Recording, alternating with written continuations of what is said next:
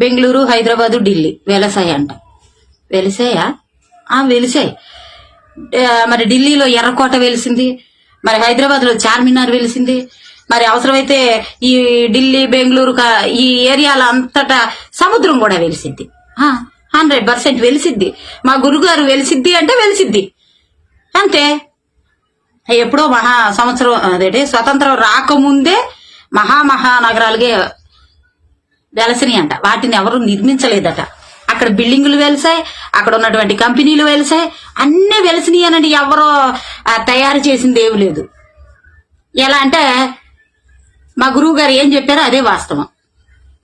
పాప మా గురువు గారి ప్రెస్టేషన్ అలా ఉంది, అర్థం చేసుకోండి. మా గురువు గారు అల్జీమర్ వ్యాధితో బాధపడుతున్నారు. మా గురువు గారికి అసలే అనారోగ్యంతో బాధపడేది కాకుండా ఈ జగన్మోహన్ రెడ్డి మా గురువు గారికి సీట్ ఇవ్వకుండా, అనౌన్స్మెంట్ చేయకుండా ఇబ్బంది పెడుతున్నాడు. ఏమయ్యా జగన్మోహన్ రెడ్డి, నీకు ఇదేమన్నా న్యాయమా? మా గురువు గారిని ఇంత ఇబ్బంది పెట్టడం కరెక్టేనా? మా కొడాలి నాని గారికి ఫ్రస్ట్రేషన్ ఎక్కువైపోయి నీకు మీ అయ్యి పక్కన విగ్రహాలు పెట్టేస్తానంటున్నాడు. కాస్త చూడవయ్యా, మా గురువు గారి మీద కాస్తైనా జాలిపడి ఆ టికెట్ ఏదో అనౌన్స్మెంట్ చేయవయ్యా. చచ్చిపోతున్నాడయ్యా మా గురువు గారు కొడాలి నాని. కాబట్టి జగన్మోహన్ రెడ్డి గారు, మా గురువు గారి బాధ ఇప్పుడు మీరు టికెట్ అనౌన్స్ చేయకుండా ఇలాగే లేట్ చేస్తే రేపు మీ విగ్రహాలు, మీ తద్దినాలు, మీ పెండాకుళ్ళు కూడా పెట్టేస్తారు. అలాగే గురుగారు మీతో ఒక విషయం చెప్పదలుచుకున్నా.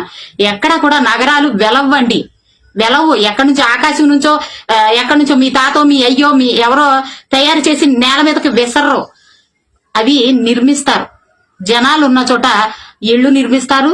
ఇళ్ళు ఎలా నిర్మించుకుంటారో అక్కడ కొన్ని కార్యాలయాలు నిర్మించి దాన్ని అక్కడ ఏర్పడినటువంటి కొన్ని కార్యాలయాలు, సంస్థలు, అలాగే కంపెనీలు వచ్చిన దాన్ని బట్టి అవి మహానగరాలుగా అక్కడ ఉన్నటువంటి కట్టడాలను బట్టి మహానగరాలుగా వెలుస్తాయండి. గురుగారు ఇవన్నీ మీరు మర్చిపోయి ఏదేదో వాగుతున్నారు. మీ ఫ్రస్ట్రేషన్ తగలయ్యా, నాకు అర్థమవుతుంది. పాపం మీ జగన్మోహన్ రెడ్డికి నీ ఒక్క మగాడికి అర్థం కావట్లే ఏం చేయాలి.